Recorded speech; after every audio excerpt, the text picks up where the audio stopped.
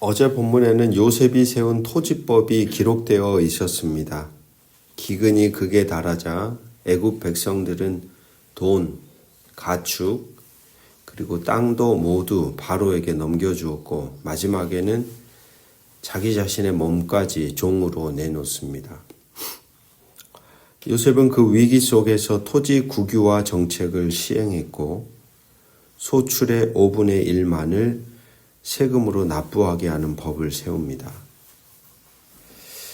당시 고대 역사를 통틀어 이처럼 소작인에게 유리한 비율이 있었는가 싶을 만큼 사실 이 법은 약자들을 배려하는 현실적인 돌봄의 법이었습니다. 바로 그 혼란한 역사 현장 옆에 오늘 본문은 전혀 다른 분위기의 장면을 이어서 기록합니다. 27절을 보시면 이스라엘은 애굽 땅 고센에 거주하며 거기서 산업을 얻고 생육하며 번성하였더라. 애굽 전체가 기근으로 신음하는 동안 이스라엘은 고센에서 뿌리를 내리고 번성합니다. 바로 이 대조가 오늘 본문의 시작입니다. 왜 야곱의 가족은 이 기근의 시대에 오히려 번성할 수 있었을까요?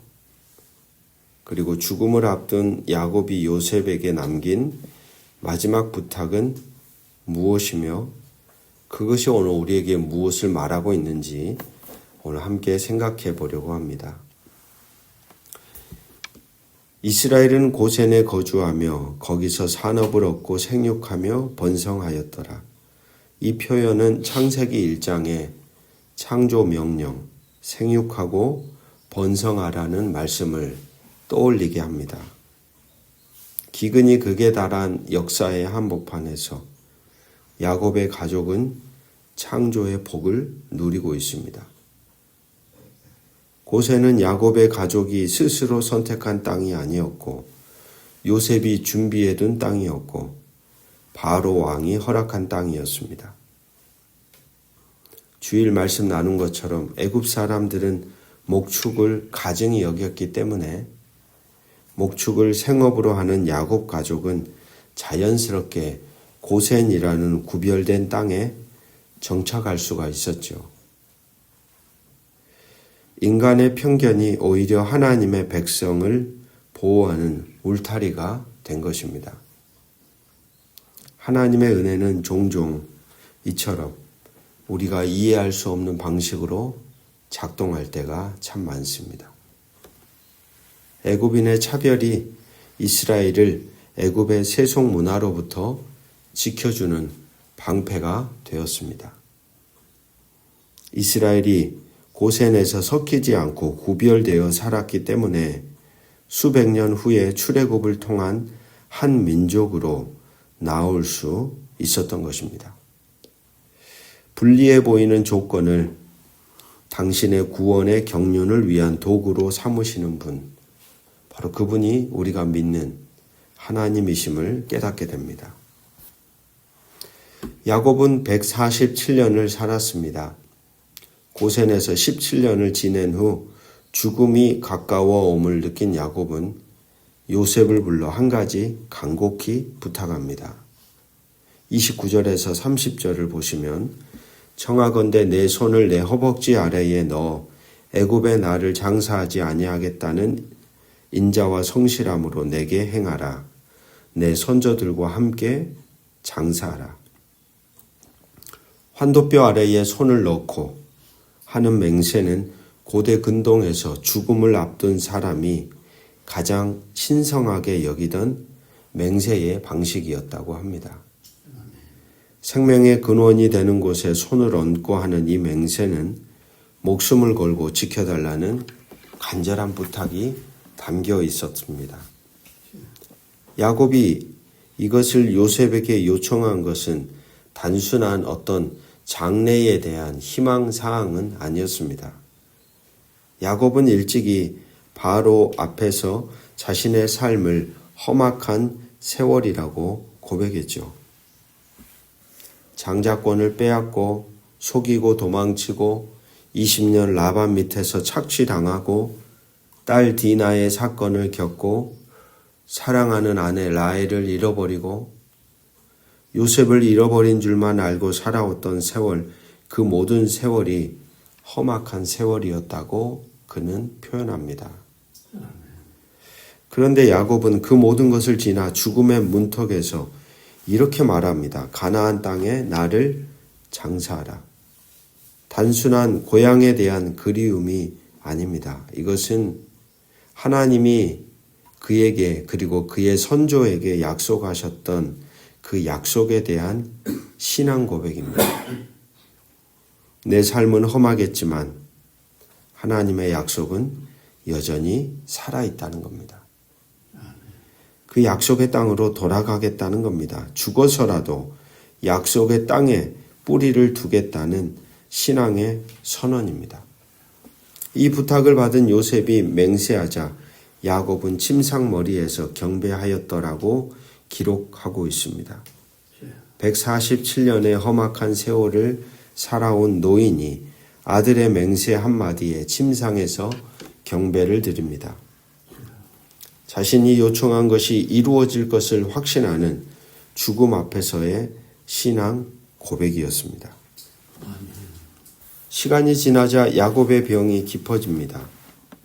요셉은 두 아들 므낫세, 에브라임을 데리고 아버지를 찾아옵니다. 야곱은 힘을 내어 침상에 앉으며 이렇게 말합니다.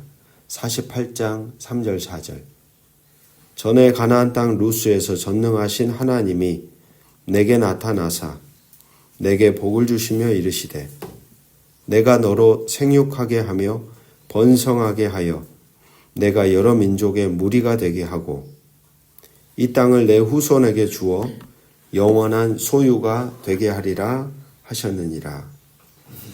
야곱은 죽음 앞에서 가장 먼저 베델에서 받은 하나님의 약속을 기억합니다. 루스, 곧 베델에서 돌베개를 베고 누웠던 그 광야의 밤을 기억합니다. 도망치는 길 위에서 만났던 그 하나님이 지금도 여전히 살아계신다는 것을 증언합니다. 그리고 요셉의 두 아들 므낫세와 에브라임을 자신의 아들로 받아들입니다. 이것은 중요한 의미를 가지고 있습니다. 야곱이 므낫세와 에브라임을 자기 자녀로 입양함으로써 요셉은 한 지파가 아닌 두 지파의 아버지가 됩니다.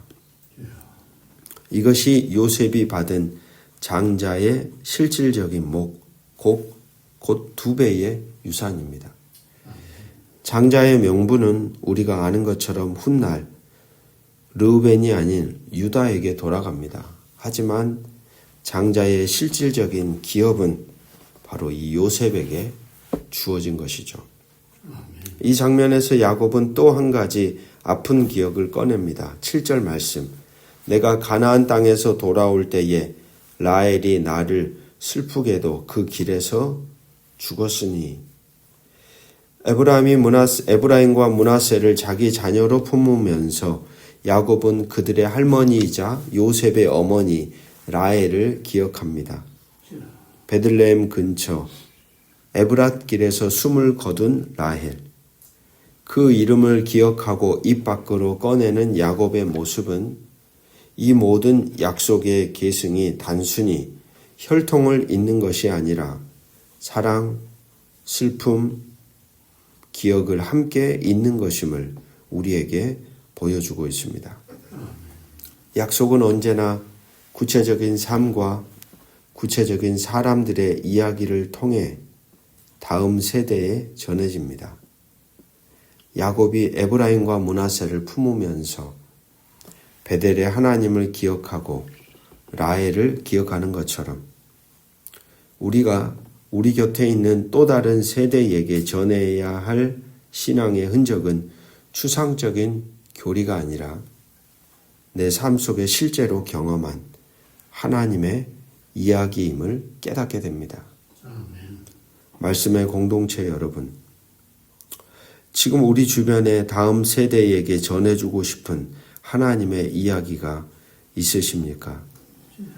야곱처럼 나는 그 길에서 하나님을 만났다 라고 말할 수 있는 여러분만의 베델의 이야기.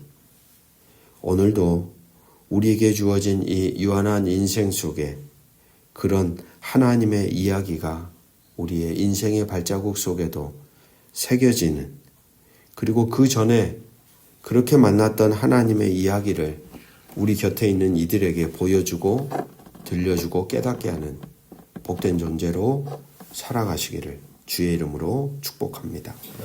기도하겠습니다.